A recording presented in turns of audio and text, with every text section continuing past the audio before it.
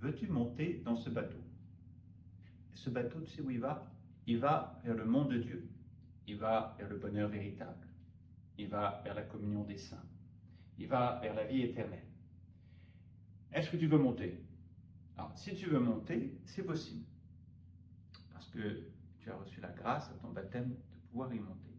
Parce que par ton baptême, tu as reçu la grâce de pouvoir faire la volonté de Dieu. Et oui, pour monter dans ce bateau, qui s'appelle la foi, et il faut choisir de faire la volonté de Dieu. Est-ce que tu veux monter? Faire la volonté de Dieu, ça veut dire abandonner ta volonté propre, celle qui est remplie de convoitises décevantes et qui mène à rien, et de choisir de renoncer à cette volonté du vieil homme pour choisir ce qui, en fait, ce pourquoi tu es fait, la volonté de Dieu. La volonté de Dieu, et donc tu peux la faire par ton baptême, parce que d'abord, tu as reçu en toi la capacité de faire confiance à Dieu, et tu peux connaître quelle est la volonté de Dieu. Et puis en plus, tu as reçu ton baptême un pouvoir qui t'attire vers ce bonheur véritable, et qui t'extrait des faux bonheurs, ce bonheur véritable de la communion des saints, du monde de Dieu.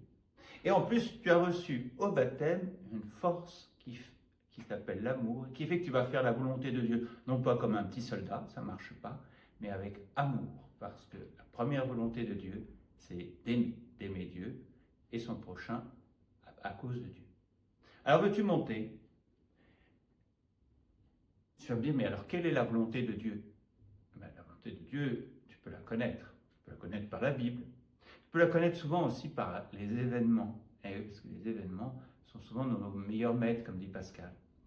Mais aussi, la volonté de Dieu, c'est que tu vives dans une communion qui s'appelle l'Église, qui s'appelle une paroisse au niveau local.